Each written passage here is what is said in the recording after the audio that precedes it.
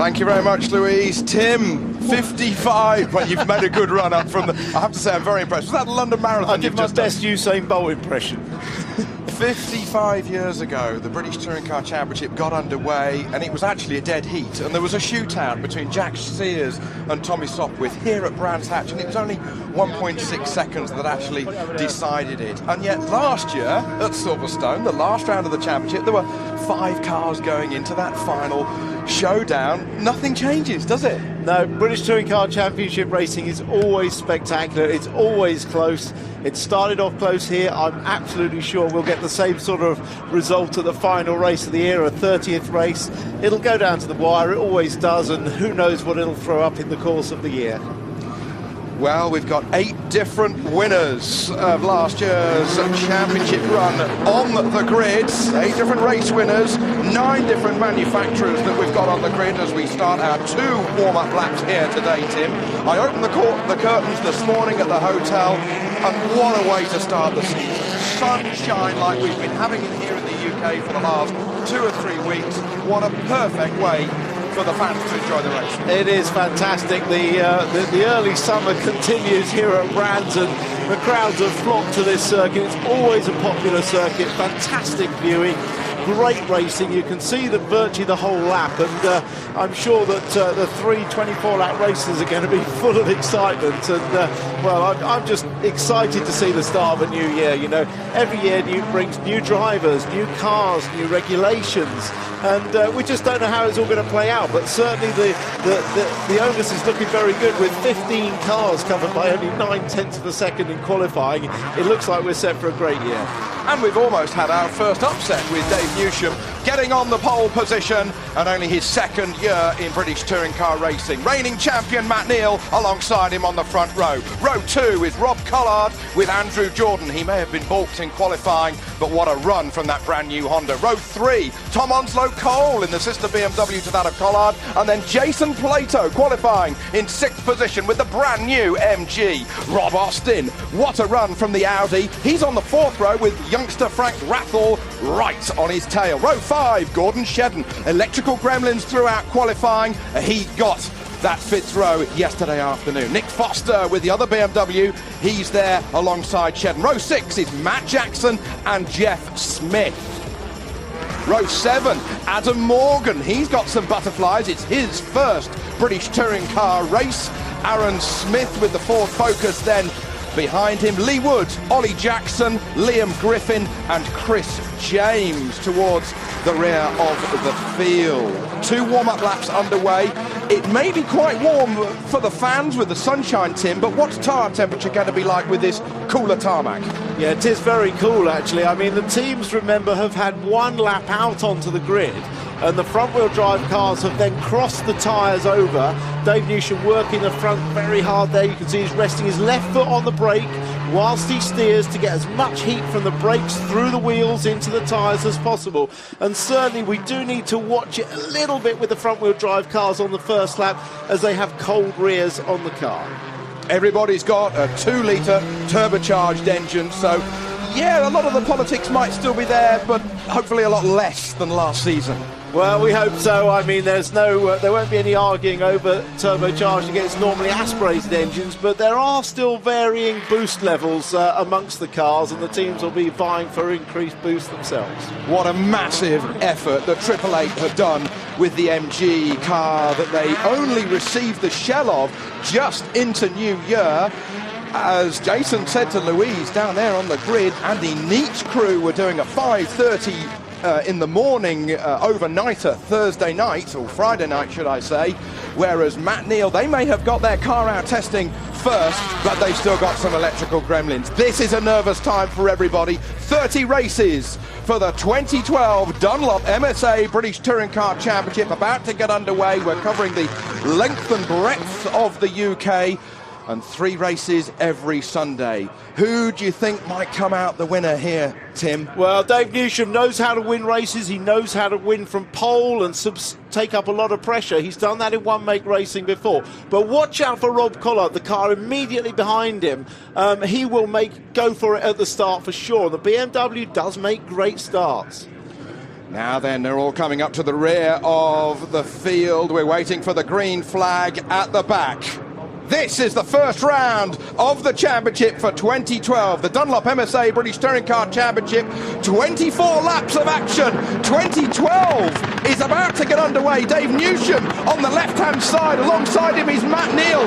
We wait for the lights to go out, and they do. Newsham, he has the classic Brands Hatch tug over to the right-hand side. Collard's up into second position. Immediately, the reigning champion has gone down to third position. Jason Plato's going around the outside of Gilbert. Newsham's had a massive moment already. Yeah, but he got off the line, and Collard's looking up the inside. There's going to be some contact there. Newsham gets spun around. Can he hold it? Yes, he can. Bit of contact with Matt Neal. That could have hurt Matt Neal's car definitely as he snuck through into second. Collard leads the race from Matt Neal in second position. Bodywork flying around, and the safety car is already out. Newsham just on the outside as he went up to Druids. He had a massive slide. He was on full opposite lock. There was nothing left, and that's Adam Morgan out immediately. Oh, Adam, your first British touring car race, and that is a biggie. Yeah, that looks like the top of Paddock Hill Bend. There's no small accidents there. The team will all be slowing down now as they come across the line. Collard actually still weaving. Oh, Shedden running into the back of Andrew Jordan there. Clearly he didn't see the lights or the sign, the flag signals. There's contact already at the front of Andrew Jordan's car, but Adam Morgan, the Ginetta Scholarship winner, heavily in the barriers in his Speedworks Toyota Avensis. Oh, Adam, what bad luck. Well, the damage on Andrew Jordan's car was here when we came up to the second corner of that first lap. There was contact here at Druids. We were looking at the action going on with the front with Dave Newsham. In the meantime, Morgan had gone off behind all the kerfuffle that was going on. Now here's a replay. Let's watch the start. Look further back. Newsham gets off the line cleanly. Look further back. There's Alan Morgan coming into shot now. What happens on the approach to Paddock? Oh, there's some bunching there. The three of them get together. One of the Motorbase Fords. And unfortunately, Morgan gets swapped around to the outside. It was Jeff Smith, I think, got caught up with that one as well. Meanwhile, look at the midst of the field. Look at the orange and black Toyota. He's on the inside there. He gets a bump from... Oh, no, he goes round. It was Rathel I was looking at. That was Adam Morgan out of shot. I'm sure that Jeff Smith was in the melee there. I think it was Jeff Smith, it was Adam himself, and one of the Motorbase Fords, probably Aaron Smith, that was involved. And there is Aaron Smith having another moment down at Graham Hill Bend, keeping the front planted. And just about getting away with that one. Oh, Adam Morgan, I feel for those guys with the Speedworks. He's staying in the car so he can get that thing back to the pits as soon as possible. The next race is in another sort of 2.5 hours or so. Yeah, I think they're going to struggle to get that fixed because there are very few spares at the moment for these new NGTC cars, and that's a very small team operation, and it's such a shame because Adam Morgan's impressed a lot of people. Frank Rathel in the pits as well. That's a new car that was only finished in a week, but Frank was very happy with it. Said it felt a lot more agile and nimble than his last year's car. Well, Adam Morgan earned this place on the grid for winning the Ginetta Championship last year, a scholarship awarded to him by Lawrence Tomlinson from Ginetta, and what a terrible way to start his career. Well, the Dynajet guys are already on it for Frank Rathel. They delivered the car here to Brands Hatch late on Friday evening. It was covered in dust because they've been cutting the bodywork out to make sure that everything was all sorted for the cooling and for the ducting and such like. But now, maybe there's another problem. So then, we're under safety car conditions here. Adam Morgan's car being dragged out of the Paddock Hill gravel. Not the first, certainly not the last to go in there. The view up from the outside of Druids. But leading this race is Rob Collard in the BMW. Matt Neal, he's going to be starting. This is on board with Dave Newsham looking back, and you see the rocket ship start that Collard makes up to second place. What I'm interested in, what happens here going through Paddock. We talked about cold tyres. He's got a big slide there. As he collects it up, Collard sniffs the inside, shoves his nose up the inside. There's a little bit of contact. Newsham gets sideways, saves it, gets a whack there from Andrew Jordan. And in the meantime, there comes Plato, number 99, and he's up to 4th place. Plato up to 4th position after only 2 corners of this year's championship, and drama indeed for the Newsham lot. Those cold tyres, now they're slightly narrower, aren't they, on the older chassis, the S2000 chassis, than the NGTCs. They are slightly narrower. I mean, that's just a little bit of inexperience, I think. This is on board with Matt Neal. Now watch, Collard's up the inside. He's committed to the manoeuvre. There's a little bit of contact there. Collard tries to go up the inside, and Matt Neal just touches the back of Collard's car, and there was a little thump. You heard it, I think, because he just went past Newsham as well. Whoa, drama indeed. We didn't even have to wait till Druids for the drama to unfold in the British Touring Car Championship for 2012. The safety car lights are out. So he'll be in this lap. They'll all be getting ready to restart. Collard's already gone. Collard might have pulled an absolute stroke here if he can get away and leave Matt Neal behind, but I think he's been held up a little bit by the safety car. He can't pass the safety car. Now he can. What a great restart by Collard. He's got a good run as he comes out of Clark Curve onto the Brabham Straight. We're back and racing in the British Touring Car Championship. Over the line goes the BMW. The Honda in second place, and Thorne has spun it. That's before the restart. That's John Thorne before he's ever got to the restart. He's got the car going, so he'll be out of the way coming out of Graham Hill. The British Touring Car Championship has come alive straight away at the beginning of race 1. Now there is Andrew Jordan going through your shot. Jordan in 6th position with the bodywork flapping on his left-hand side, and that's Shedden behind him. Gordon Shedden, who started from 9th position. He had some times disallowed in qualifying yesterday because he put all 4 wheels off the racing track. So we've got the damaged Honda, and the aerodynamics will be really hurting him here at Brands Hatch. There is Shedden, 2nd in last year's championship, 3rd the year before. Might it be number 1 for him this year? Meanwhile, here are your leading trio. 3 different types of cars as they come over the line. The BMW, the Honda, and the Vauxhall. Then they got the MG in 4th position. Plato, what a drive! Yeah, great start. Don't forget, a lot of these people have never made standing starts in the car at all before. Jason Plato certainly hadn't, but they're all closing up at the front now, definitely. And it looked like there was a position change with Jordan and Shedden. Shedden might have got ahead of Jordan. Meanwhile, we're riding on board with Jason Plato. A little puff of smoke from the rear end of Newsham's Vauxhall. Spit of flame as he goes up the box with the flat shift, back of the pits, into this quick kink left, and the tyres now absolutely fully up to working temperature. Yeah, and at the front you've got a 5-car train there, and the reason is that the BMW takes a little bit longer to heat its tyres up.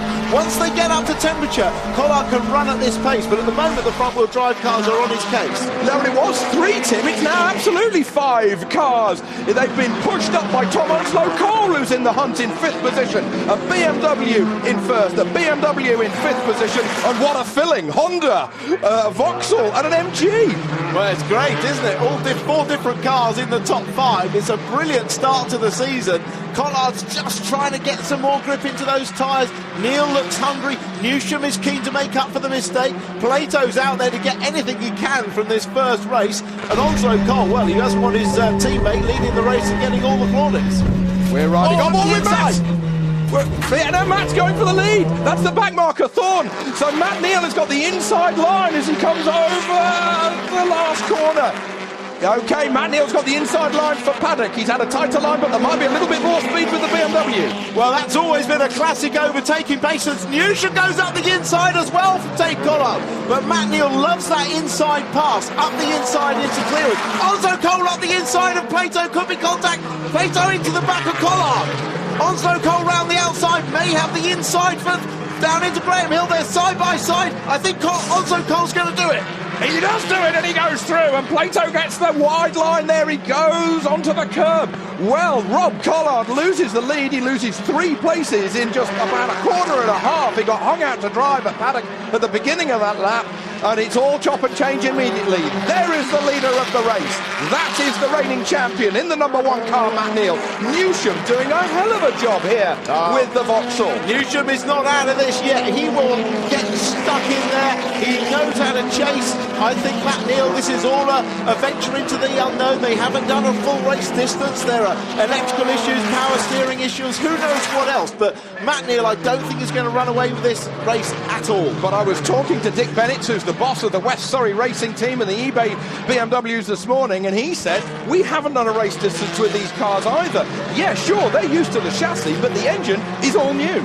It is all new. They've had some heat problems in that BMW with the engine exhaust, but I think the car is very, very planted, very sorted, and I think the BMWs will be strong. Tony Gillam off in the team hard car. He was in 16th place. So Gillam in Gordon Shedden's car from last year has had a spin, and Plato's up through the inside on the right-hand side with the MG. Could that be fourth position for the number 99, Jason Plato? Fire, spitting, breathing in more ways than one, and down with the brakes. Onslow Cole gets it all crossed up, and Shedden could be there to take a position. No, he's going to have to just slot back into place behind Tom. Well, Onslow Cole had got past Plato. We saw him do it a couple of laps ago down into Graham Hill, so Plato's got back past him. So great racing between these two. Tony Gillam in the forefront of your shot there. He's had a spin. He's going to be lapped in a moment's time. So there is your second place driver. That was Dave Newsham. And there is Gordon Shedden giving a bit of a love tap there to Tom Onslow Cole's rear bumper. And Shedden got the good drive out of Clearways. That is surely going to be a position. Now to the drag race, over the line. Even Stevens, nothing in it. Wing mirror, not quite to wing mirror. Shedden's best on the brakes. Yeah, definitely Shedden was good on the brakes. He didn't do very many laps of warm-up, remember, in the pre-practice sessions because of these electrical problems. It turned out the team think there were two problems with that car. A fuel pump problem, and they changed the whole engine wiring loom as well. Down the hill once more we come. The inside rear wheel cocking and just giving a puff of smoke there for Dave Newsham. The lap time of Matt Neal, you can see there, not quite as quick on the last lap of Dave Newsham.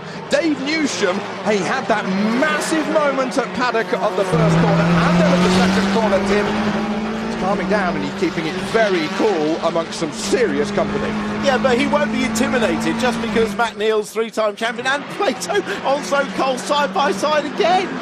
Plato holding that third position. It's Collard, taken Collard. Plato over the line in third position, so he goes up one position. Plato on the podium at the moment. Yeah, and looking strong. The car looking very strong. This is absolutely fantastic. You just would not have predicted this. 0.3 of a second between the leader and the man in second position. Honda leads from Vauxhall. We're riding on board with the brand new MG. I went to the Triple Eight workshops about a month ago, and they really were only halfway through building Jason's car. Never mind, Andy Neat's car. Yeah, that was a great on board there, watching Newsham's car sliding through Surtees as Plato puts the pressure on us. This is turning out to be a fantastic first race. Top six coming over the line here to complete another lap. Bit of bodywork in the middle of the track there as we complete lap 14. Top six come over the line in 1.6 seconds. Then there's a 2.5 second gap back to Andrew Jordan in the 77 car. There he is. He's trying to keep a tight line. He's got rid of all that bodywork off his brand new Honda Civic. That is the Ford Focus of Matt Jackson all over the back of him. And then Matt Jackson's teammate, Aaron Smith from Dublin, right behind him. Now the Honda of Jordan, exactly the same specification of Shedden and of Neal. Yep, the car's all built by Dynamics, all four cars built together. Look at this, Newsham's up the inside of Matt Neal. He's got inside and coming out of Clearways. We know the car's very quick, the Vectra on the straight. He must have the inside, and I'll tell you, Plato's looking to get through as well. And he might go past Newsham. If he goes, Jacob and Evan, Newsham gets touched, and Plato gets wide as well. Matt Neal, no, Collard goes through. Oh, Dave Newsham gets pushed out of the race. What a moment at the top of the hill. Collard's back in the lead. Collard leads from Matt Neal. I can hear more squealing of tyres. Somebody else has gone off at Druids. We can see out of here, and that is Aaron Smith who's gone off at Druids. Dave Newsham, what a drive he had out of Clark Curve. That's more than unlucky. Well, I'm expecting a safety car. We've got 2 cars off straight away. There's Dave Newsham in car. He can't believe what's just happened. He was going for the lead, and it was Plato who was trying to be the opportunist and get through on him as well. And I think really Plato was perhaps being a bit over-ambitious there. I think the excitement of running up front in the first race in the MG just got a bit to Jason there. We need to see a replay, but he didn't need to force the issue there. He could have stayed behind Dave Newsham and got second. Okay, yellow flags being waved, no overtaking at Paddock and at Druids for the time being. We're on the 16th of 27 laps. Leading this race is Rob Collard. He got so close to winning a race last year, but he just got pipped at Knockhill, and he's leading this race by 0.9 of a second, but that was before the safety car came out. Matt Neal is in second at the moment, Onslow Cole in third. Oh, well, I was in the back of the truck with Dave Newsham yesterday. Look at this run, Tim. That was massive. Yeah, Newsham had the run going. Plato has a little bit of extra impetus, looks down the inside, but there just isn't room for 3 cars there. And I think it was just the fact he had a bit of extra impetus coming down straight. This is on board with Newsham. He gets the contact in the right rear, and he's a complete passenger. I mean, Newsham did nothing wrong there at all. Here So we another have view, look at the run, and Plato's got a bit more speed, thinks he can get through, there just isn't room. He's on the grass on the right-hand side, so there clearly wasn't room. The real winner out of that one was Matt Neal, because that was all happening on his right-hand side, and he was thinking, are they just going to take my nose off? And they just got out of the way before he had to turn in. Dave Newsham, oh, what highs and lows he's had in the last, well, less than 24 hours. Yeah, absolutely. From Hero being on pole and now 0 points in the first race. But he won't be very happy with Jason Plato, that's for sure. But the end result is we've got a BMW 1-2, Collard leading Onslow Cole. Plato still in the race in 4th with his nemesis Matt Neal in 3rd, and still plenty of action to come, I feel, in this race. Who writes these scripts, Tim? Alan Gow. Of course he does. Yeah, welcome to British Touring Cars, Tove. It's never a dull moment. Now, all those stories you had prepared to talk about, I told you wouldn't have time. There's too much action going on the track. Sheets of paper here you were telling me would be no good for even wallpapering. Wow, wallpapering. Well, goodness me, what action we have had here at Brands Hatch. Well, this is a replay of the Smith incident. He gets run into, I think that's Rob Austin, just ran into the back of him on the brakes there into Druids. We couldn't see the relative positions of the cars. I don't know if Rob was trying to get up the inside or not, but certainly there's been plenty of action. Okay, Jason, this is Toby up in the commentary box. What a run you're having with the car. How does it feel? I mean, it's pretty hard work to drive the beast at the minute. We're, we made some progress overnight in its drivability, but it's still a big handful. Not really sure from 1 minute to the next how it's going to react, but I'm starting to get a handle on it a little bit. But there's definitely a lot of improvements to come, that's for sure. Well, you are on the podium there for a moment. You're now in 4th position, a couple of laps to go here. Can you taste some champers? Oh man, I'd like to. My mouth is as dry as something I can't talk about. Yeah, I really want to, 4th will be a great result, but you know me, if there's a chance of something better, then I want it. What about that incident with Dave Newsham? Do you think you could have just squeezed through there? You were on the dirt. No, to be honest, mate, I was trying. I could see a gap for the lead. And, Dave just started to try and close the door, and I was committed, really. It's just one of those things. Okay, well, we'll leave you to concentrate. Have a good race. Thanks. Yeah, 2 drivers will always see an incident differently, of course, and it's up to Bob Kettleborough, the clerk of the course, to look at that after the race. But it can't help Newsham now; he's out of it. As Aaron Smith there gives his explanation to the marshal. What did you see? He said, "Are you the observer? Can you help me here and get that nasty Rob Austin penalised for hitting me off?" But not a good one for Aaron. Well, that's a sorry sight to see that beautifully prepared Ford Focus be dragged out of the way. Oh, they're going to struggle to get that ready, aren't they? Yeah, the trouble is that because the front suspension's broken, when the Oh, that's horrendous. No! That was never going to work. Come on, guys. You can't pull a car through the gravel.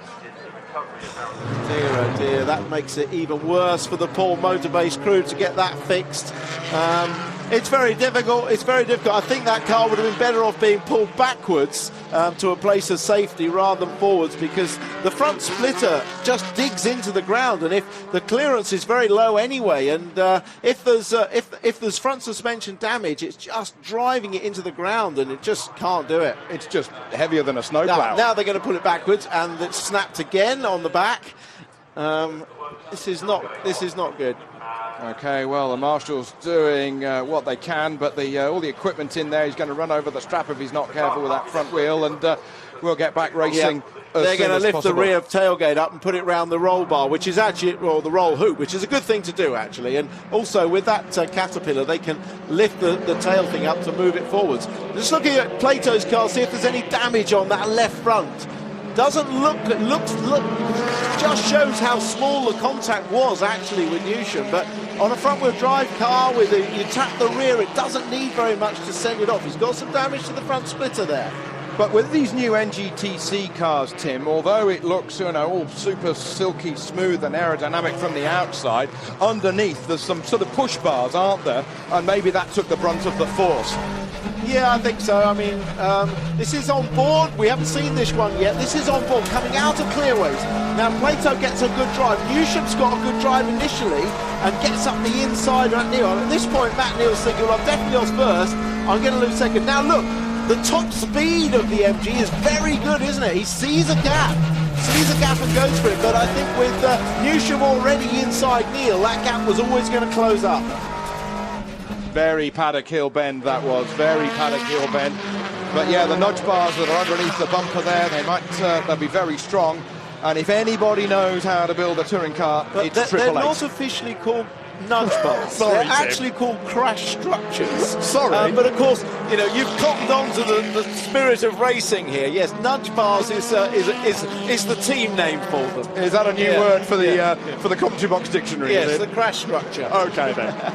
Now, very aerodynamic looking car. It's got a brilliant rear screen to that MG. It leaves the air so efficiently, and it's very smooth at the front.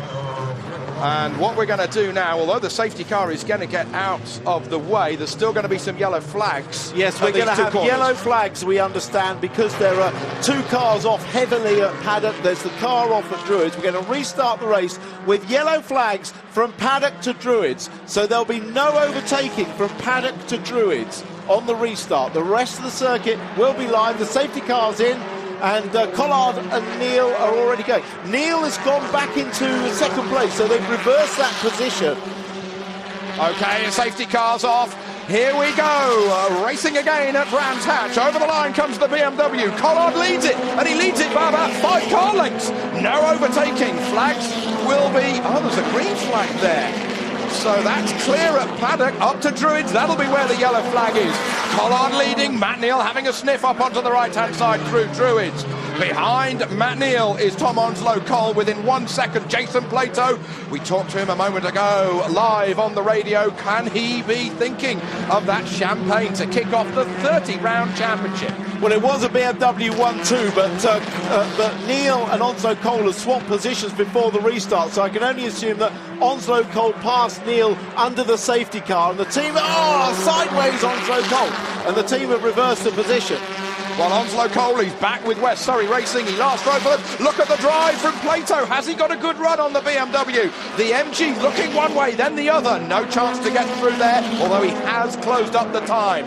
The leading 4 have come over the line in 1 second here at Brands Hatch. But Collard still hungry for that victory. Matt Neal so keen to get a psychological advantage on everybody else as the reigning champion. That's James going off at Paddock Hill. He's just going to go away with that one as he turns the place into the Dakar with all that dust. Yeah, he just got away with it. We want one of the ES racing cars to finish at least, and we certainly don't want damage to both of them. But so many of these guys are conscious. They need to finish and get points. They need points from finishing races. But there's nothing like the lure of winning the race. Look how tight Matt Neal comes out of clearways. Doesn't run wide at all. And in fact, Onslow Cole's got a good run at him here. Over the line we go, riding on board with Jason Plato. The BMW and the Honda go tight. Plato may have a smoother line through paddock. That might give him a bit of a speed advantage as he accelerates hard and through the gravel that's been put on the road by James a minute ago. And there was a yellow flag on the left-hand side. I saw it from the on-board camera, so there's definitely no overtaking into Druids at the moment. There's a man with a yellow flag. I'm not sure where he was standing. Trying to unravel it, but I can see the yellow flag at Druids. Down the back of the pits we go. Quick dab of the brakes from Tom Onslow Cole there as he just kicks it into the kink left, and then a big stab of the brakes for the right-hander. Talking about brakes, the leader of this race, Rob Collard, he had some extra brake cooling ducts being put into the BMW this morning because he's such an animal on the brakes, but it's working for him now. He's got a 0.6 of a second advantage as he crosses the line. 2 more laps to go.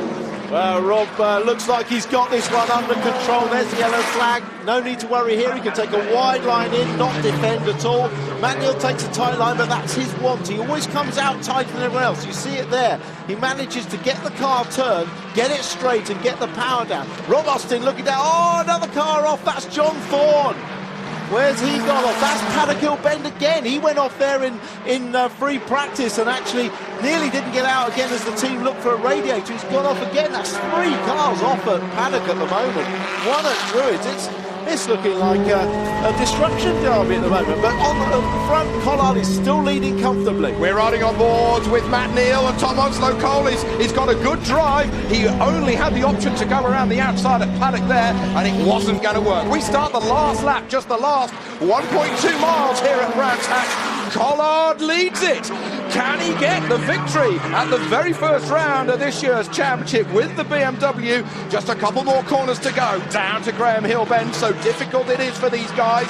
Line astern. Plato still in 4th position with the brand new MG.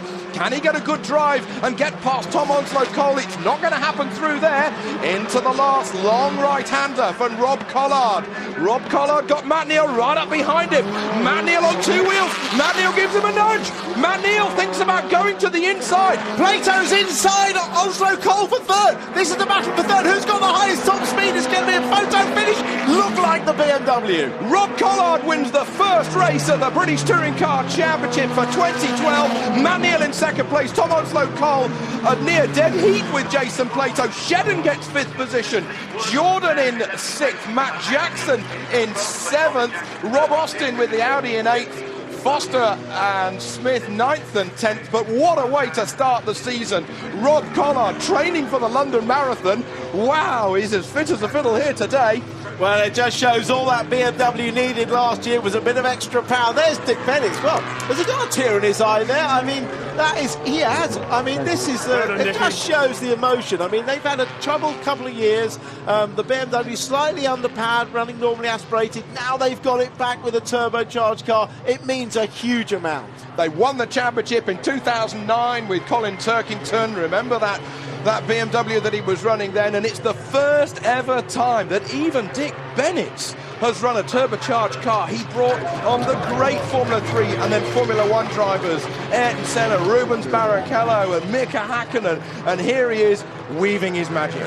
Yeah, well, that's a brilliant result. I'm so pleased, really, really pleased.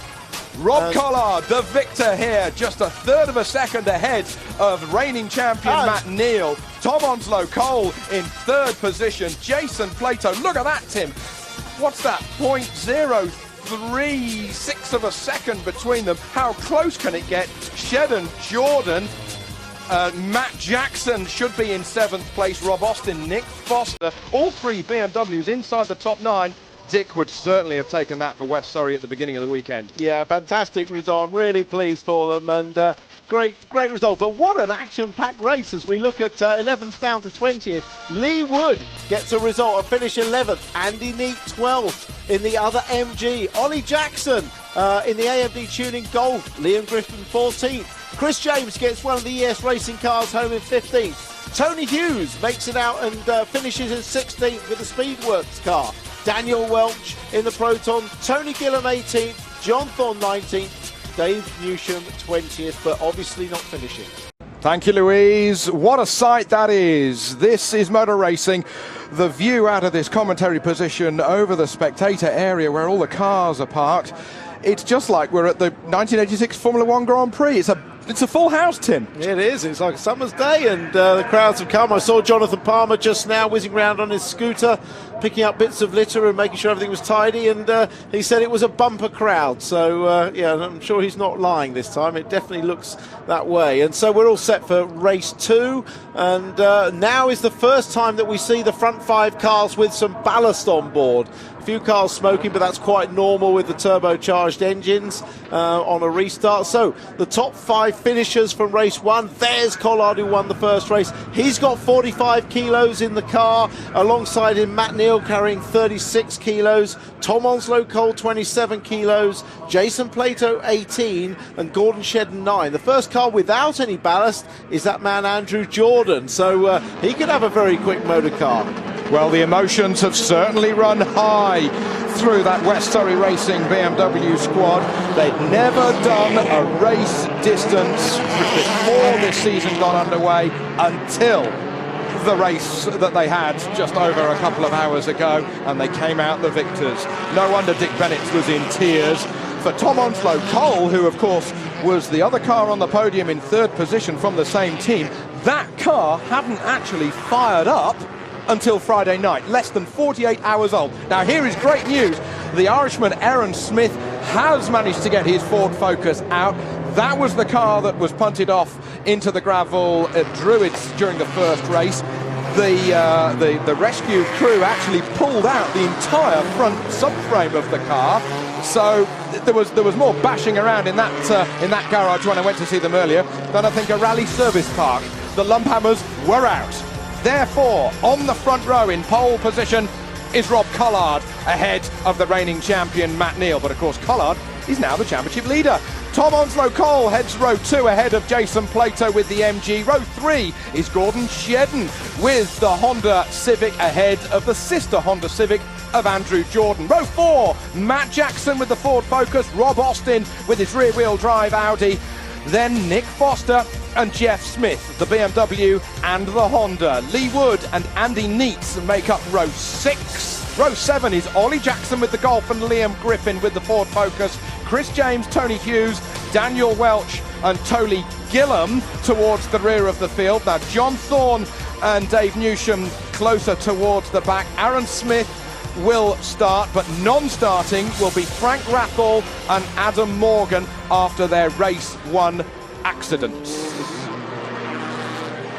Now Dave Newsham was on the pole position for the first race. He was driving a heroic race in race 1. We're on board with him. Hi Dave, this is Toby from the commentary box. Have you managed to keep your cool over lunch, mate? What's done is done. I need to concentrate on this now. I think it's probably all been said. Really disappointed with Jason, but there you go.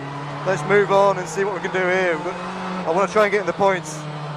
The main thing is the car okay? The car feels awesome, mate. Is your plan just to try and sneak into the top 10 for a chance of the reverse grid for race 3? Can you do it? I'll be giving it 100% to do that. I really want to get in there, and I want to get up to the sharp end again where we should be. Okay, you've had some emotions for the last 24 hours. I'll leave you. Best of luck for everybody up here. Thanks, guys. Well, good luck to Dave Newsham. We've had a spin apparently from John Thorne on the warm-up. Now watch coming out the top. Just watch the last car coming to a shot now, loses the back, cold rear tyre, front-wheel drive car, remember? Well, he did that at Graham Hill in the first race while the safety car was out, didn't he? So he's obviously struggling with the back end of that car. He's gathered it all together, that's the main thing, as they line up on the grid. Look at these perfect racing conditions. Collard closest to our camera, just hidden behind his pole position car is the reigning champion Matt Neal. Okay then, release the grip on the wheel, get your breathing right, Get everything all concentrated towards those red lights and get ready to let the clutch in and go racing for 24 laps. When we get the green flag at the back of the field, there's Dave Newsham at the rear, I can see, and they get positioned in exactly the right spot. We get a green flag at the rear. So then, Collard on the pole position from Matt Neal alongside him, Onslow Cole and then Jason Plato on the second row.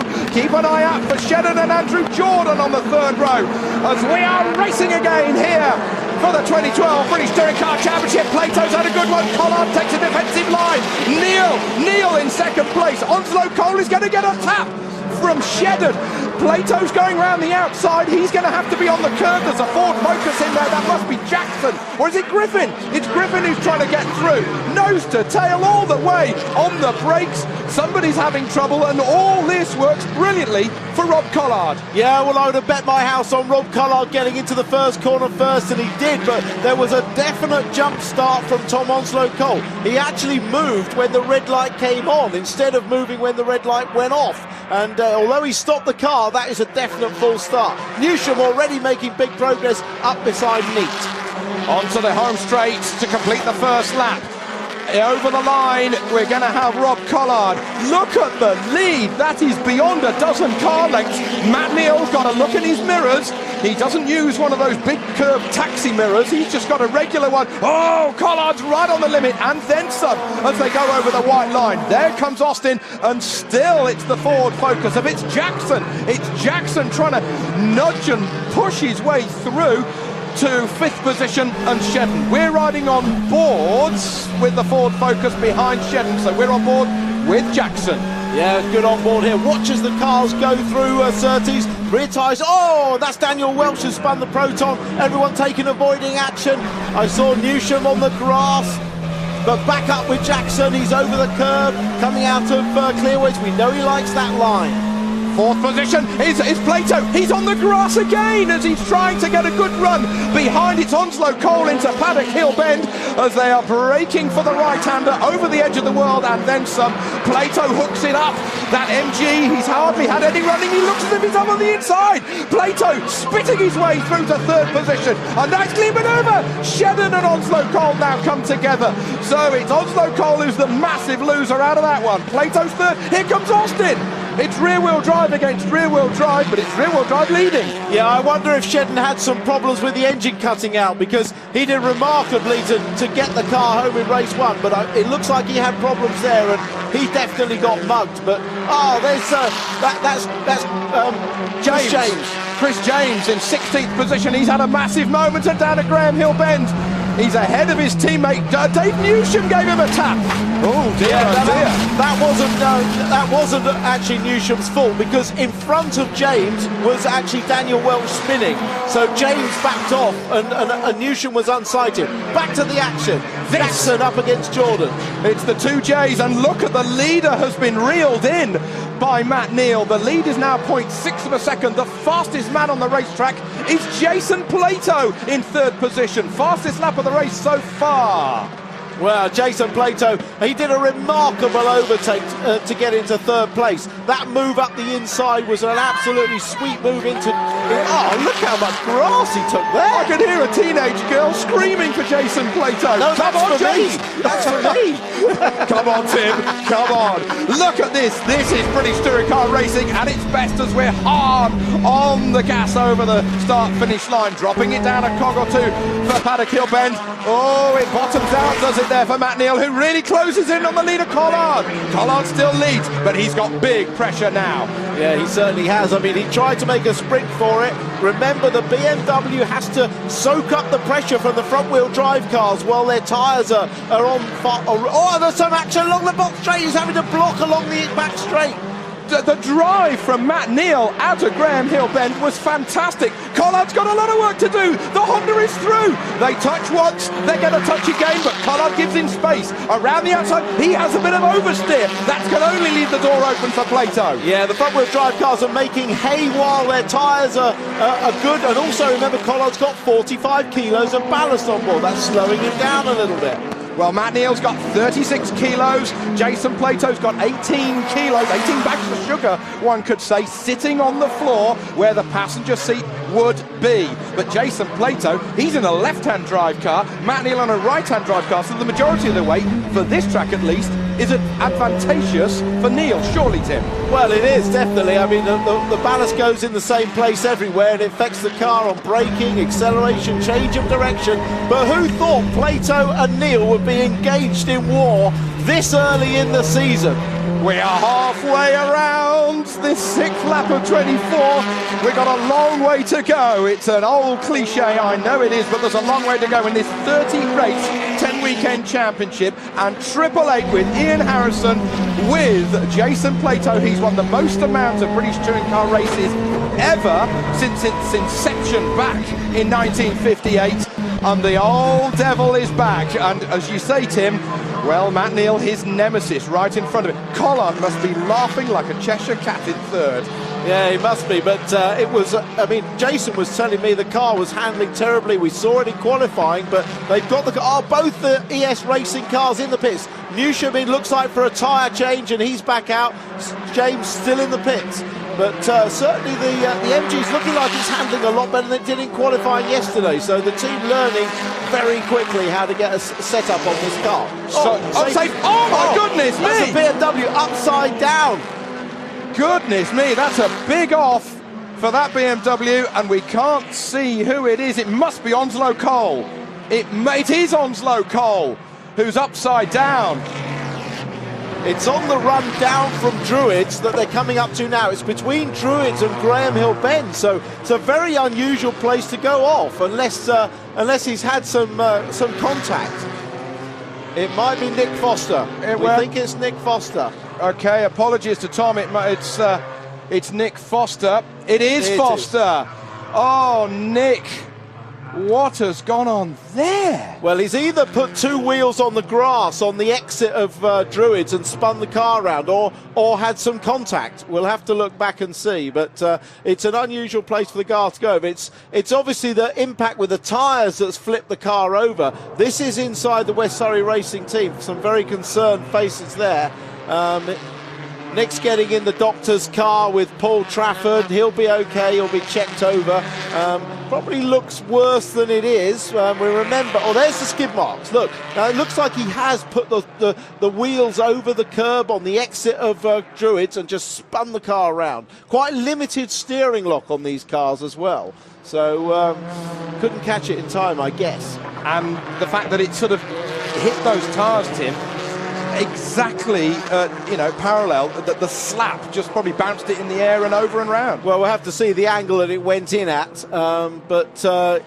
We remember Jason Plato's massive accident at Donington Park last year when he rolled the car, we thought, into a ball, and the team got the car back out later that day. So don't think that he's by any means out of this meeting. So it'll be a bit of a bent roof, but that doesn't really matter. It'll be a new bonnet and maybe a new front end, but as long as the engine didn't run for too long upside down, it should be okay. Well, we'll see. But if anybody can fix it, West Surrey can. They've got plenty of spares for that car, so let's see. Okay then, well, Matt Neal is leading this race at the moment.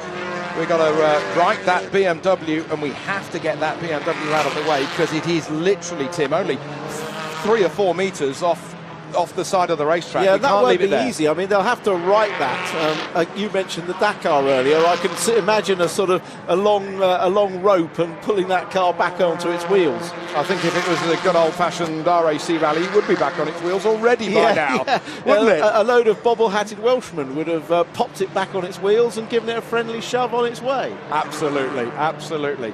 Okay, well... Oh, and here we go. Look, here we go. No bobble hats, but lots of marshals. Lots of effort and enthusiasm from the Great British Marshals.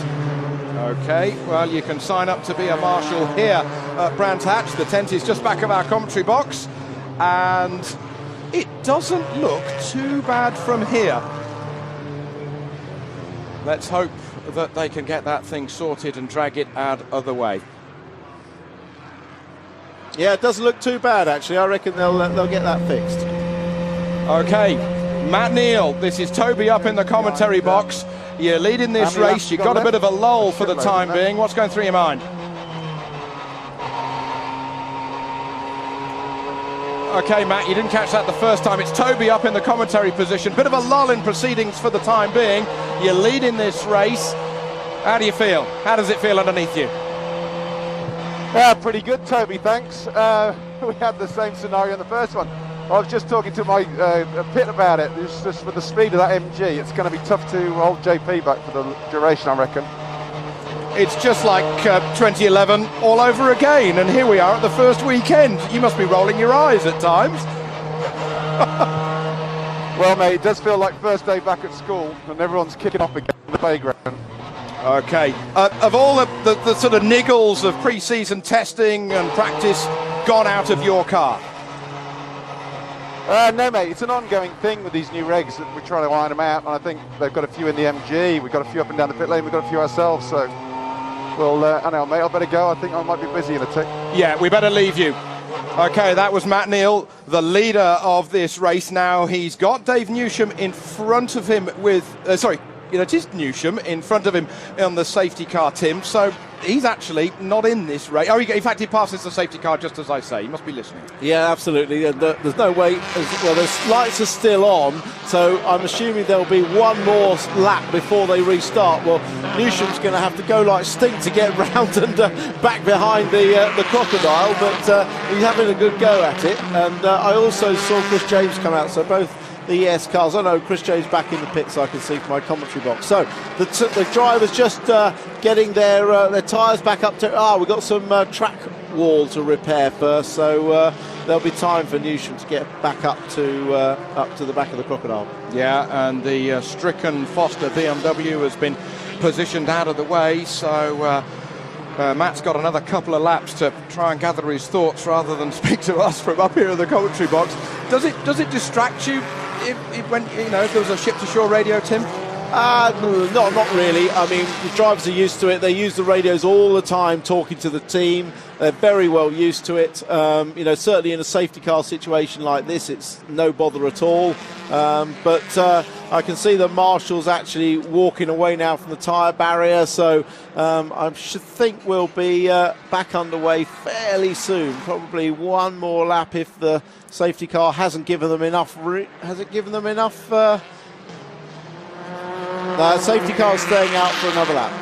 And how will this affect the rear-wheel drive cars against the front-wheel drive cars with the life cycle of their Dunlop? Well, definitely the rear-wheel drive cars would like no safety cars at all. It wants the front-wheel drive cars to wear their tyres out as quickly as possible. So no safety cars suits Collard certainly better than anyone. But it's good for the front-wheel drive cars to give their tyres a little rest. Rob Austin just going through your shot there in the rear-wheel drive Audi, the red and white car. He's been involved in recent weeks with the filming of this new James Hunt, Niki Lauda film called Rush, with his workshop supplying some of the cars. He's still got the big sideburns on, hasn't he, Tim? Yes, he's certainly got the mutton chops, hasn't he? And safety lights look like they're out on the... Yes, they are. Safety car lights are out. We're getting ready for a restart. Let's see how Matt Neal plans this. He'll let the safety car get away, and then, look, he's gone already. He's gone. Jason Plato right on the tail of Matt Neal as we are just beyond the halfway point in this second race of the opening weekend of the 2012 Dunlop MSA British Touring Car Championship. Matt Neal, the reigning champion, three-time champion, leads over the line as we are back to racing. But it's Jason Plato right on his tail. Rob Collard in third.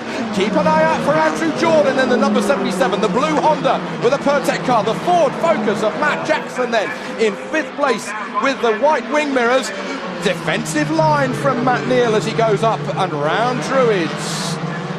Well, Matt Neal does drive a defensive line. He's certainly got to drive defensively on the straight because we've seen the top speed of Plato's car really is immense, and Matt Neal's car actually runs the least amount of turbo boost, so he'll be struggling on the straights. But there's been a lot of work being done over the winter with the brand new Civic, particularly in the wind tunnel. They've been up the road to Mara, and it's 50 mil wider and it's 50 mil lower, but it's a completely new car for Jason Plato. Now let's have a look at the comparative speeds as we ride on board with the leader over the line. He leads by just a quarter of a second to complete that 14th lap of 27. Down the hill we go.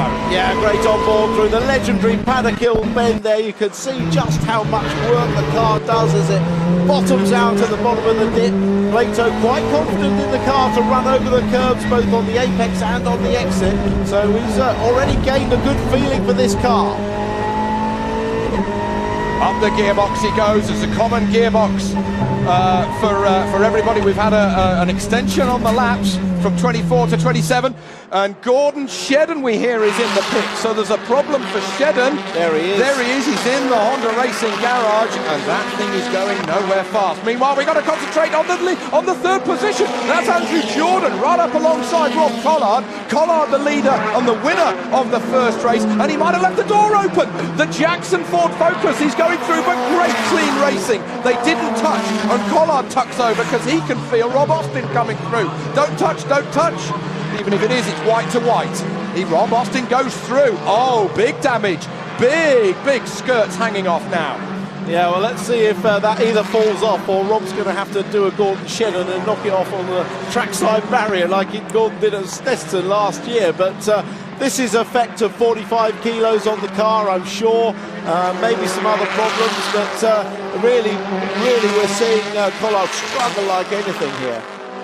Okay, 0.26 of a second between the leader and second place man Plato last time. What is it this time? It's 0.18 of a second as they cross the line. Things are warming up in more ways than one. Flash from the left foot on the brake of Jason Plato. Defensive line again. I have to repeat my line of defensive line. Oh, Plato nudging, and nearly that won't work. He's going to be put out to dry and hung out to dry, but he might cut it back on the exit of Graham Hill Bend. Yeah, he's going to try and get back to the inside. Clearly Plato's car is quicker in a straight line at the moment, and well, Plato's desperate to get a win, isn't he, in the first meeting for MG and Triple A to reward them for all the hard work. Another tap! Yeah. Trying to get his nose up the inside coming out, which he has done, so he can use his greater straight line speed to get past. Plato leads the race just as he comes onto the home straight, wheel to wheel. Who's going to have the inside line? Jason Plato leads the second round of the British Touring Car Championship. Yeah. Don't be surprised if he doesn't get a tap on the way into Druids, though. Up on the inside, and he does get a tap. There you go, Tim. You've done it before. Yeah, I knew what was coming. Matt Neal was basically lining himself up to give Plato a taste of his own medicine, because he knows Plato only passed him because he tapped him at clearways. So he was going to give him one back. I knew it was coming. Okay then, Jason Plato leading this race over the line by 100th of a second, but he is ahead. It's 9/10. No, he's gone wide. He's gone wide. He's got wide. He's going to be hung out to dry. He's going to have a pass to get back in. And now Matt Neal's up on the inside. Fantastic. Over the line, we complete now lap 19 of 27. Nothing between them. Nothing between them except the fact that now Matt Neal leads again. Oh, and there's bits hanging off the tail end of that brand new MG6. And here we go again up to Druids. I'll tell you what, Andrew Jordan could win this race if these two go on it like this much longer. But that is give and take. You cannot give it out if you don't take it back between two experienced campaigners like Neal and Plato. You're on the money, Tim. 0.4 of a second a lap quicker is Andrew Jordan on the last lap than the two guys ahead of him, Neal and Plato. The Jordan Honda is made in exactly the same workshops as Matt Neal and Gordon Shedden at Team Dynamics, and they are all exactly the same spec at this end of the season. Matt Jackson in fourth position. Let us not forget about him. Rob Austin now fifth. Pollard having dropped to sixth. Wood in seventh. Ollie Jackson in eighth with the Golf. He'll be very happy with that. Smith and Griffin ninth and 10th. Yeah, I'll tell you what I think might happen now is if Jordan gets stuck into the mix, that'll force Plato to have another go. Otherwise, I think Plato would probably like to wait for the last lap and then give Neal the tap and pass so he can't retaliate. But he may not have that luxury if Jordan gets on the case.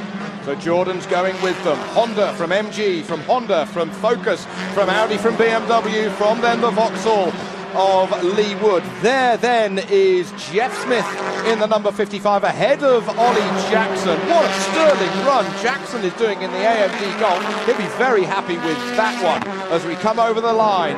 The race has been extended from 24 to 27 laps. due to the safety car conditions that we had. Nick Foster, an unfortunate flippy, turning on its roof in the eBay BMW. Yeah, a side-by-side Onslow Cole there with Liam Griffin. Really tight battle there as they came dangerously close to colliding on the pit straight. Onslow Cole's 27 kilos ballast after race one, his third position, really hurting the youngster here in this second race. Well, he got mugged obviously on that incident earlier in the race and dropped right back, and well, that's really hurt him. But black and white flag for car 34, so that's Tony Gillam. He's going a warning flag. Over the line, getting closer, is Andrew Jordan in third position. He's well and truly in the same shot. But still, Neil is going to have to be driving this car in the mirrors. That's about the hardest driving you can do in the mirrors. It is. It's all not easy, but these guys are very experienced. I'm really impressed the way Plato attacks Paddock Bend. There's absolutely no fear as Rob Austin takes his usual line using all of the road and a bit of gravel. He's doing it James Hunt style, isn't he? Well, down the hill we come. Okay, this is Smith from Jackson. That's Griffin, the battle for 10th position. And Griffin... No, it's Daniel Welch getting through on the inside in the Proton there. Okay, back at the front. Matt Neal leading by 0.2 of a second. But now Jordan. Tim was absolutely on the money. Jordan in the mix. Okay then, over the line, 23 laps done of 27.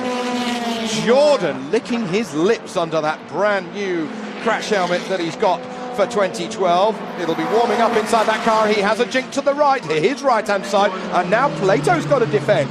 Yeah, this could be the chance that Matt Neal needs just to eke out enough of a gap in the remaining races.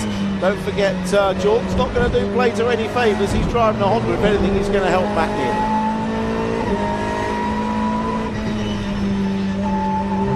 Just riding on board with Matt Neal there for a moment. The whir of the X-Track gearbox and the rumble of the rumble strip through those Dunlops as he's coming around to complete another lap. Plato well and truly closer now to Jordan than Plato was to the leader a lap ago. Matt Neal, let's have a look at his lap time. 49.6 compares with Plato's 50.1. Jordan going through, nearly touching Jordan on the tarmac. Plato losing second position and Jordan making the manoeuvre through to second position. The youngest driver in this race. Yeah, and a great move that was. I think Plato's car's gone off a little bit, perhaps still a bit hard on its tyres or got some other issues, power steering issues perhaps, but certainly it's a great performance. Plato would be delighted if he can come home on the podium. It's another step up. First achievement for MG if they can get on the podium this year. Oh, still attacking the curbs. I'm sure Jason Plato only does 1.1 miles around this 1.2 mile circuit. And the rear end of that MG still hanging off, flapping away, flailing away in the wind. Bits of rubber being removed from the racing line as the leading three come over the line. There's Rob Austin just coming through your shot, 5th position. Collard coming through for 6th position. Jeff Smith, teammate to Andrew Jordan in 7th. And we're hearing a drive-through penalty for Wood in 8th position. Yeah, great performance in this race by Matt Jackson and by Rob Austin there, just coming through your shot there.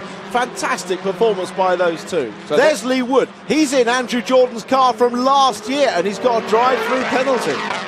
But look, back to this battle. This is Rob Austin and Matt Jackson. They're having a great battle over 4. And they can see the leaders just in front of them now with 2 laps remaining, just 2.4 miles. Oh, the left-hand wing flailing away. That'll be costing him precious hundredths of a second on every straight. He's powering up to Driz. There's Collard carrying that weight. Then behind him is Jeff Smith in the Honda. This race is not over yet. Is this a dilemma for Andrew Jordan? Does he beat the Works Hondas? I was talking about it with him on Friday. What do? Do you try and take the victory away from the Works Hondas whilst you're driving a customer Honda? What do you do, Tim? It's a dilemma. Well, if you've got a chance to win the race, you take a chance, but it must be a clean chance. You wouldn't tap to pass, that's for sure, but if he got an opportunity, he would. But I don't think he's going to get the chance in this race, and certainly Andrew will be happy enough to get a good finish. This is back on Newsham now. Whoa, Onslow Cole with a big slide in front of him. We know how quick the Newsham car is on the straight. This is for 10th position. Onslow Cole is in 10th at the moment. Newsham's trying to go for 11th. There are points down to 15th, so he's in the points. But he wants to just be hungry and try and get a chance to get inside the top 10 and the possible reverse grid factor. Exactly, that's what they're fighting for. But we got half a lap to go here in this second round of the Dunlop MSA British Touring Car Championship. Into the final right-hander for Matt Neal in the Honda. He was on the podium in race 1, second position for him a couple of hours ago, and now it's going to be his British Touring Car victory, number 44, as he crosses the line to take the victory. Andrew Jordan, second position, third going to Jason Plato on the podium, and here is Newsham. Newsham barging past Welsh. It could be 9th position for Dave Newsham, and it's Onslow Cole following him through, and it is Newsham. What a run from absolutely last on the grid. Yeah, and a pit stop. He had a pit stop. I think he changed the tyre. So great result to get into the top 9. Onslow Cole sneaking through in 10th. We'll wait to see how many get reversed for final race, whether it'll be 6, 7, 8, 9 or 10. Collard was 6th, so he could be actually on the front row with no ballast at all, because only the top 5 in that get ballast, or Jeff Smith in 7th, or Ollie Jackson 8th, Newsham or Onslow Cole 9th or 10th. But great win for Matt Neal. He'll be very pleased with that, but he'll be disappointed that Plato was so close to him. Well, you saw the pit crew for the Honda Racing squad cheering Matt as he crossed the line. Barry Plowman, the crew chief, the chief engineer in that squad. How many years has he been in BTC? He used to engineer you, did he not? He did. He ran me back in '92, so Barry's as old as the houses. There's nothing like experience, Tim. Well, what a result. A brand new car for the Honda Racing squad. And as Matt Jackson comes in with 4th position there, what a sigh of relief for so many people now this second race has been done.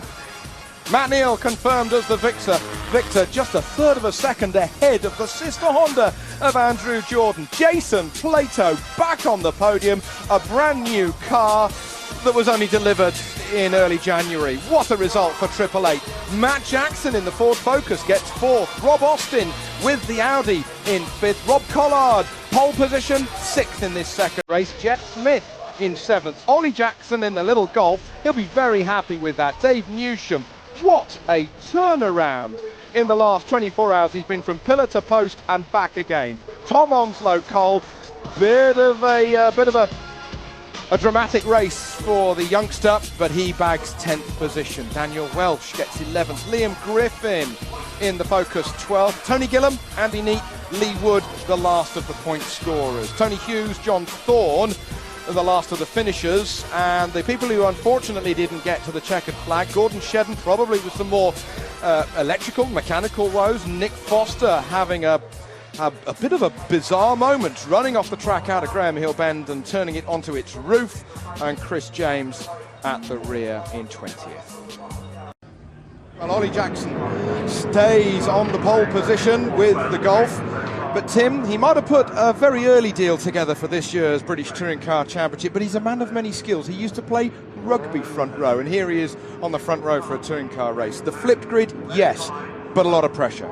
Well, I should think at 119 kilos, he was probably the front row all to himself, wasn't he? He's really enjoying his racing. You can hear in the interview how much he loves it, but without doubt the knees will be knocking there for both him and Jeff Smith on the front row. But I think the man who has the best chance in this race is definitely Collard, who's starting 3rd, which is where he was on the grid for the first race, which he won.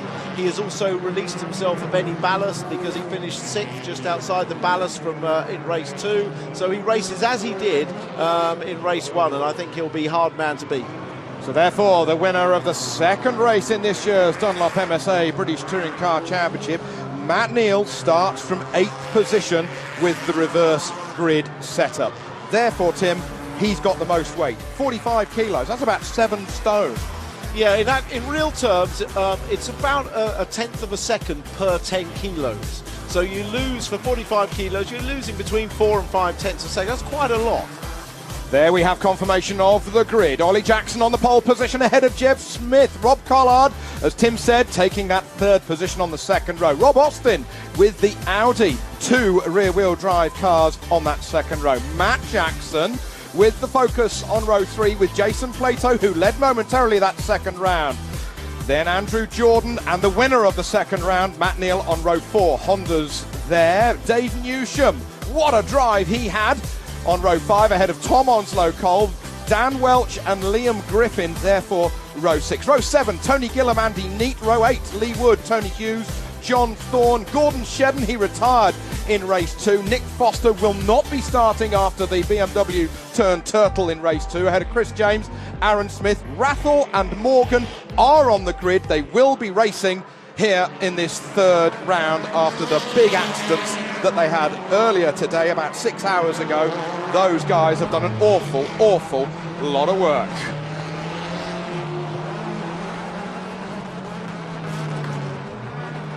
Dave, this is Toby up in the commentary position. Dave, you just so narrowly missed out on the reverse grid, but you must be so very happy in race 2 to come from the back of the grid up to 9th. Can you do it again? I'd like to make up some places, absolutely. We had some problems. I avoided an accident and went off circuit and ripped my splitter out, so we lost a lot of downforce, and I was struggling with the car, to be honest. So hopefully the car's going to be a bit better this time, and we can get where we should be, really. But I'm staring at the back of Matt Neal again, which is not for the first time today, which is good. Well, you're in that 9th position when the lights go out. Bit of slipstreaming behind Matt, scything through the field up to Druids. Do you have a plan in particular? Try and get Matt before Druids. Okay, we'll leave you be as you come to the grid. Yeah, it's going to be a tough ask, I think, but in that second race he did really well to get up to 9th, because he actually had ripped the front splitter off when he had that little incident with his teammate Chris James, who checked up to avoid Daniel Welch at Graham Hill, and then that ripped his splitter off over the grass. So let's see what he can do from here, but watch those 2 rear-wheel drive cars on row 2. Rob Collard on that second row, just the second car over to the left-hand side of the screen on that last shot, and Rob Austin with the rear-wheel drive NGTC suspended Audi.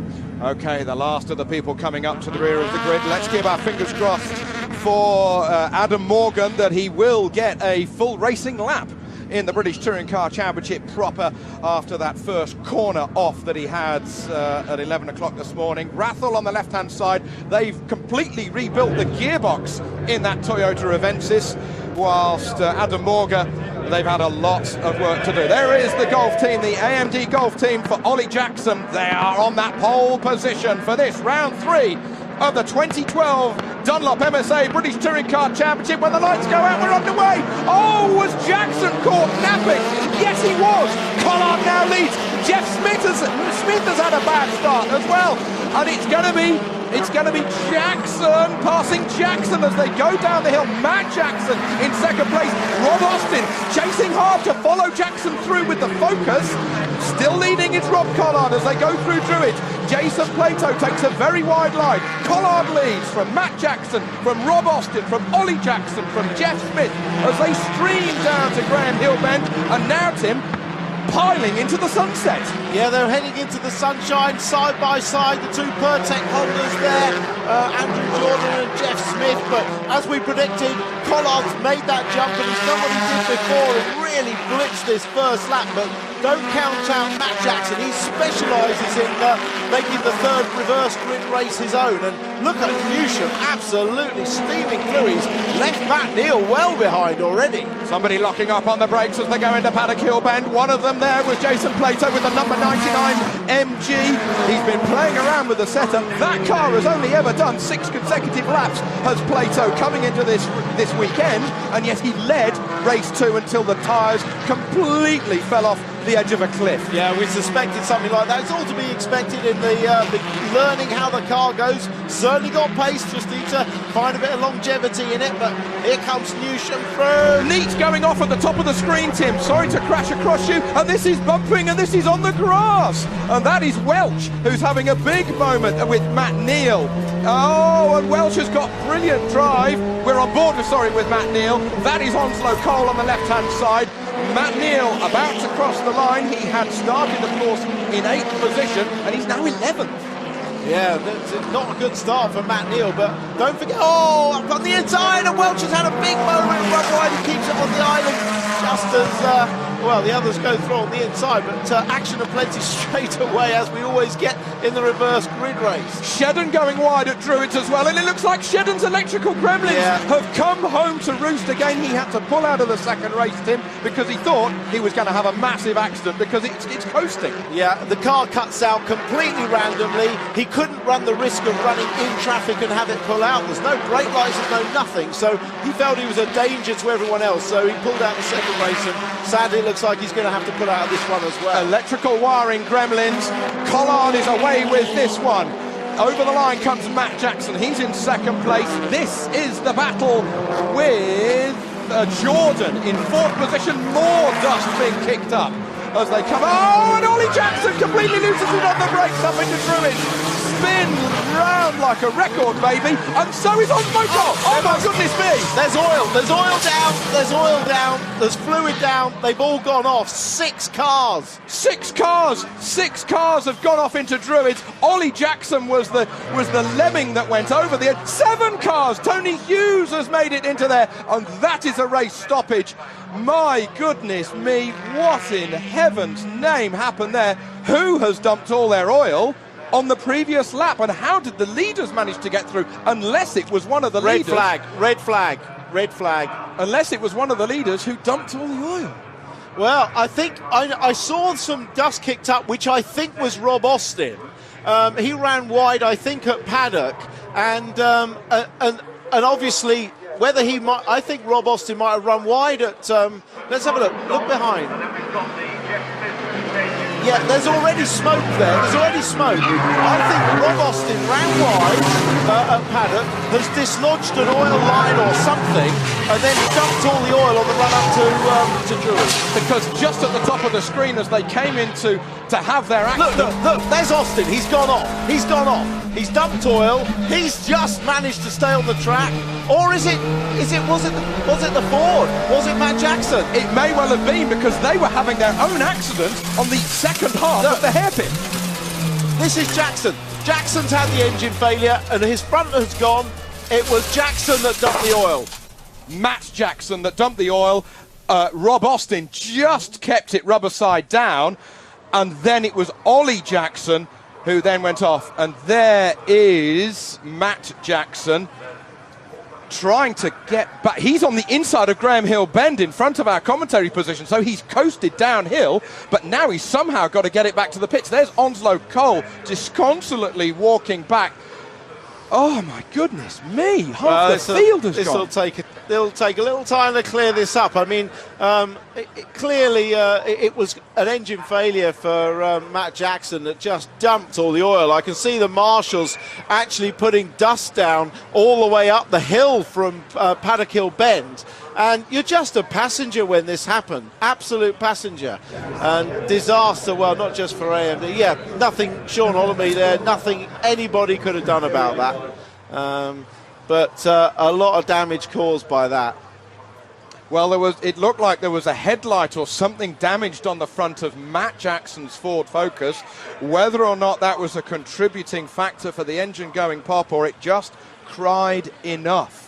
There is the car that we believe. Yeah, look at all the muck on the windscreen, Tim. I think maybe Jackson went off as well, you know, either when the engine went or not, but he's obviously been through the gravel and tucked the front end underneath by going into the gravel, I think. But it's engine failure for whatever reason. And look, there the marshals putting oil down, and as you can see, it's from the exit of paddock going up the hill. There is the slipperiest place in Kent. It's at about the worst place on this 1.2 mile Brands Hatch Indy circuit. And it was from that, well, not really engine blow-up of Matt Jackson, Tim, but an engine destruction because he went into the gravel. We were talking about it whilst we were off air for a moment. Just explain to the viewers your take on it. Well, Matt Jackson has a problem. If you were on board with him here, watch the car have a wiggle just as it goes round the corner about now, which makes him go wide. He goes into the... Oh, it's not the right lap, I'm sorry. It's on the next lap that he has the problem.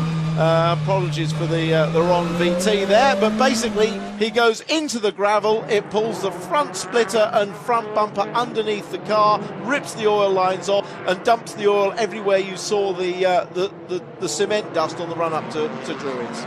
We then had 7 cars pile into that Druids gravel. Here we go again, the correct bit of VT. Watch, bit of a wiggle there, car runs wide into the gravel, pulls the front end under, all the oil line comes off there. He barely manages to stop the car himself from going off, and behind him there's carnage. And a deathly silence. And those poor guys that were into the gravel, unfortunately the non-starters then, Adam Morgan, Nick Foster from race 2, Tom Onslow Cole, Matt Jackson of course had the engine failure, and poor Ollie Jackson, who had started from the pole position in the AMG Golf, not a chance to get that back to the pits. Some people have got back to the pits and they hoovered the gravel out, people like Tony Hughes, people like Tony Gillam. Gordon Shedden, he's been thrown a 9th life like a cat because he had his own separate problems, but he's managed to get back on to the back of the grid. Yeah, we'll see what happens whether that engine cutting out problem persists, but slightly depleted grid, but Collard is on the front. It's a 20-lap race. It's been slightly shortened. Collard on the front row. We got Rob Austin alongside him, and then we've got Andrew Jordan in 3rd position. Jason Plato in 4th place. A long time on the lights. Plato doesn't make a good start, but it's the rear-wheel drive car of Collard who leads from Austin. And look at Wood have a great start in the latter part of the top 10 as they barrel on round. Oh, there's nudging already from Wood. Collard leads from Austin, and that is Matt Neal. Matt Neal's out at the moment, he's run wide. There won't be much overtaking into Druids as they all die up the inside. Matt Neal, the championship leader at this point after the first 2 races, and the reigning champion is second last. There is James Griffin in the mix of it, but at the sharp end it's Collard from Austin, from Jordan, from Newsham in the number 17 888 built Vauxhall, piling past the 888 built MG. Yeah, Newsham and Plato renewing their earlier race rivalry. Newsham's got the upper hand at the moment. He's on a charge, he's got nothing to lose. He's had a bit of work done on that car. It was taped up on the grid. That was supposed to be parc fermé conditions. We'll leave the stewards to chat about that up in race control.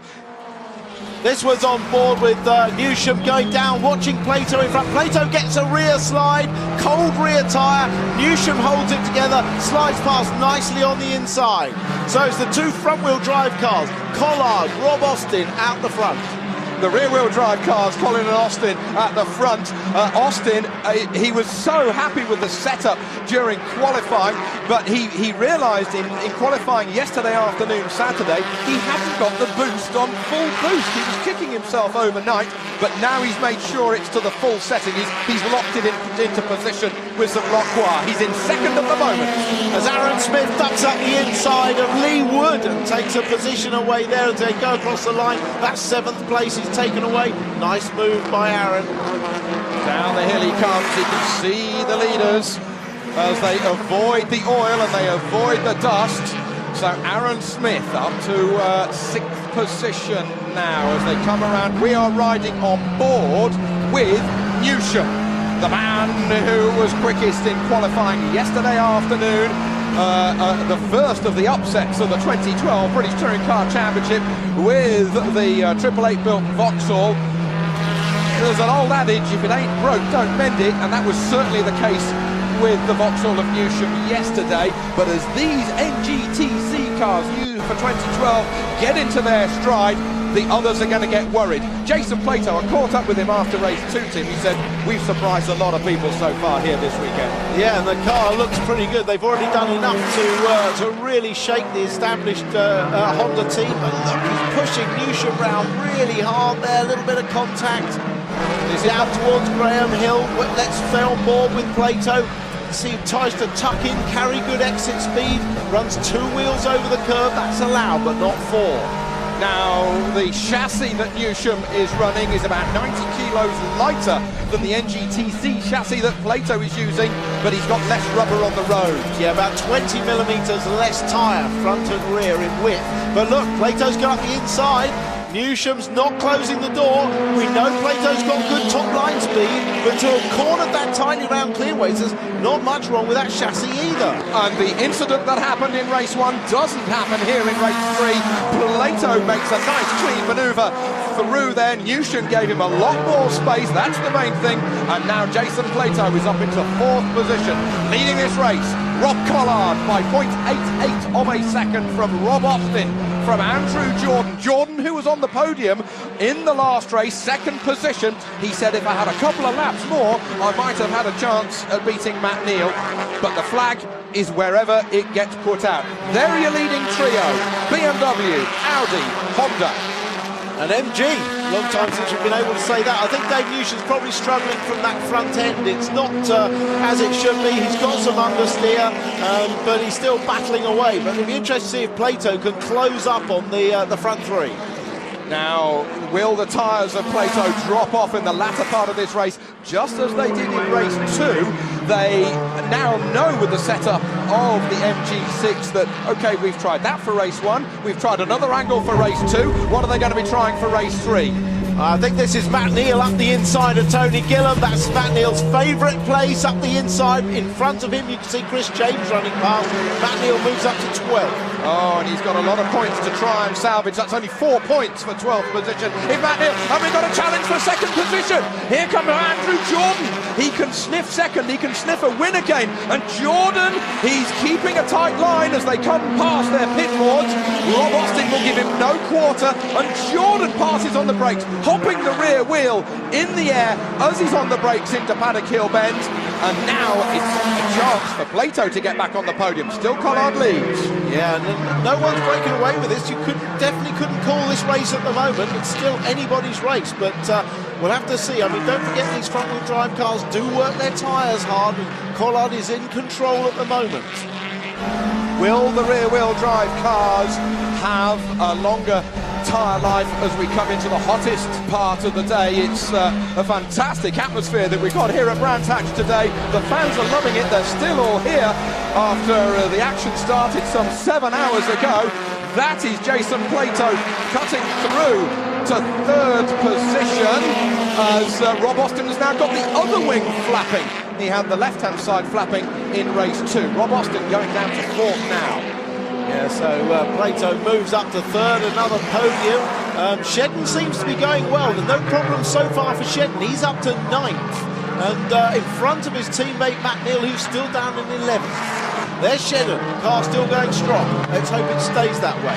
Then it's Griffin, and then it's Matt Neal trying to get past Griffin.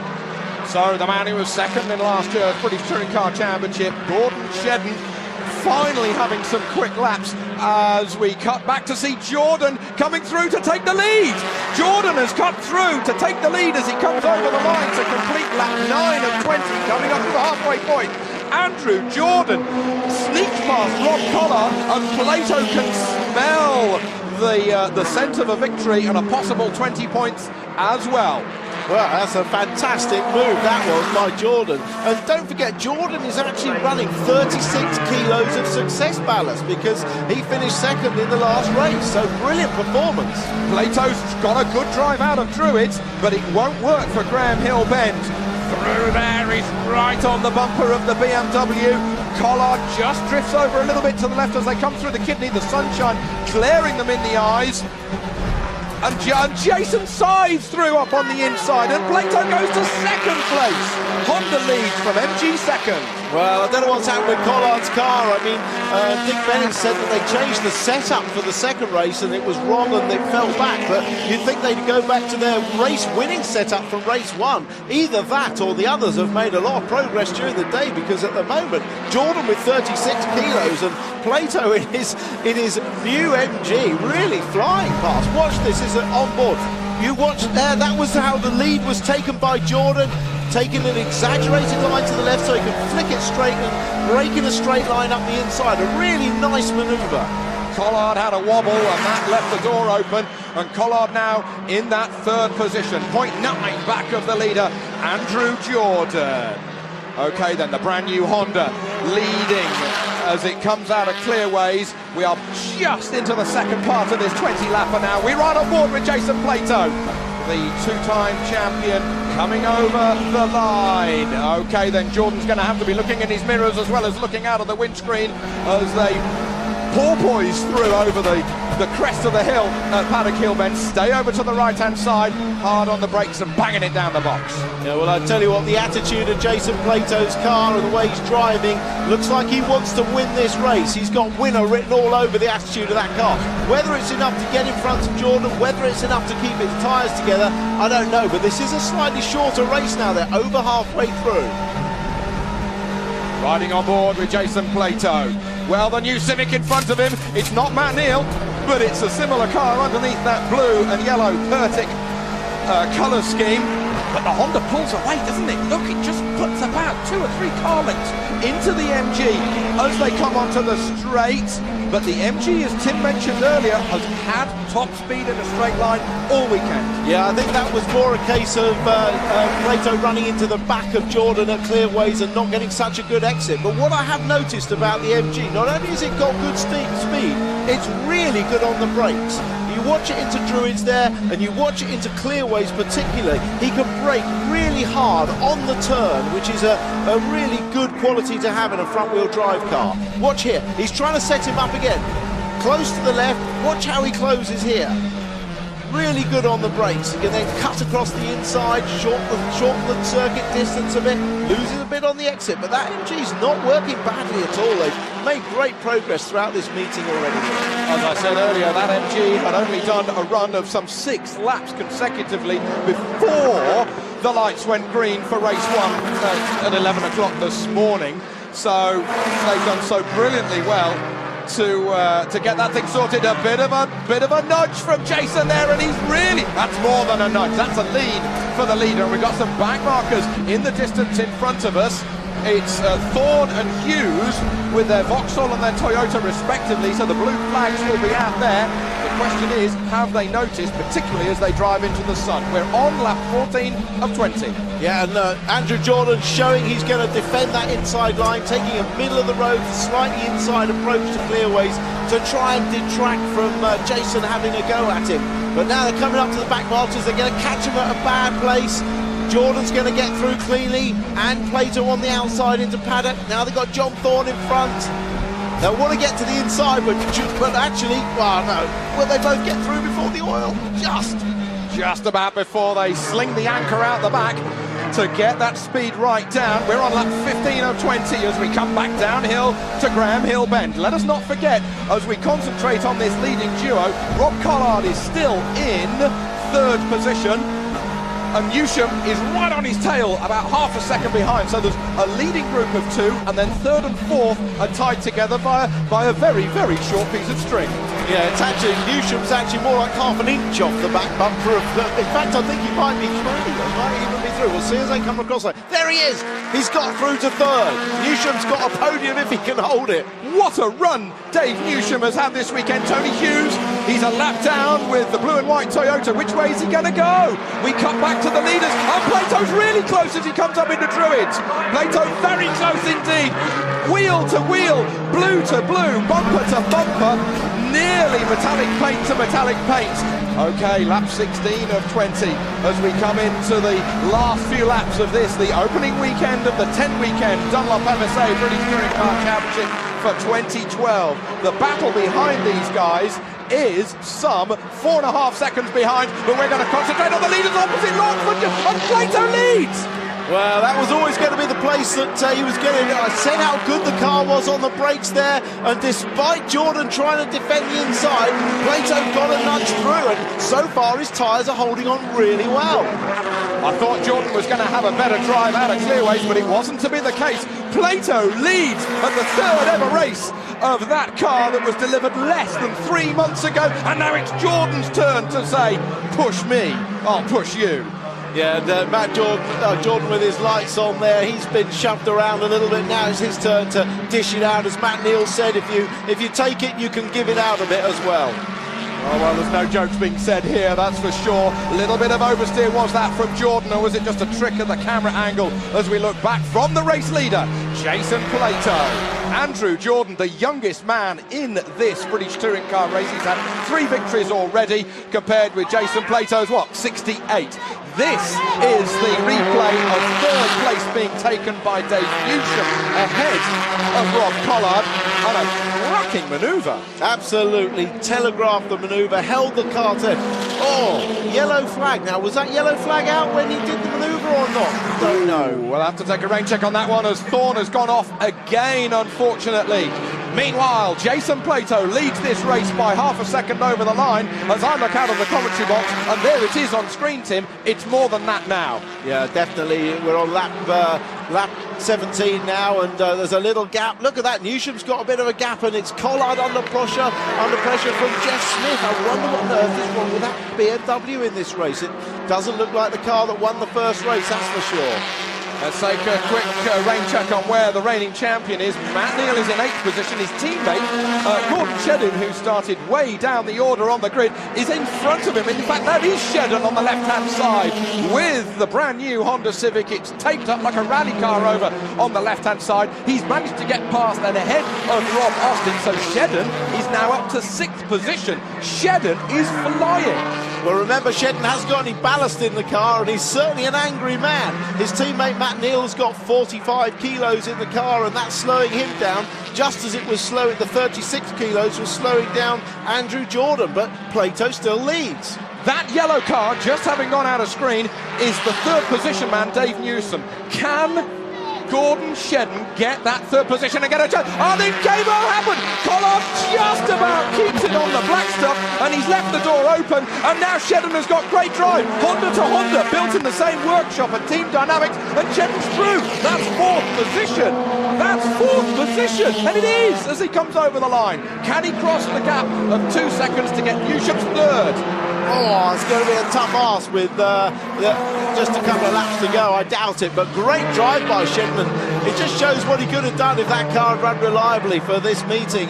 But don't count Shedden out for this championship. Remember, he started last year at the first race in the gravel.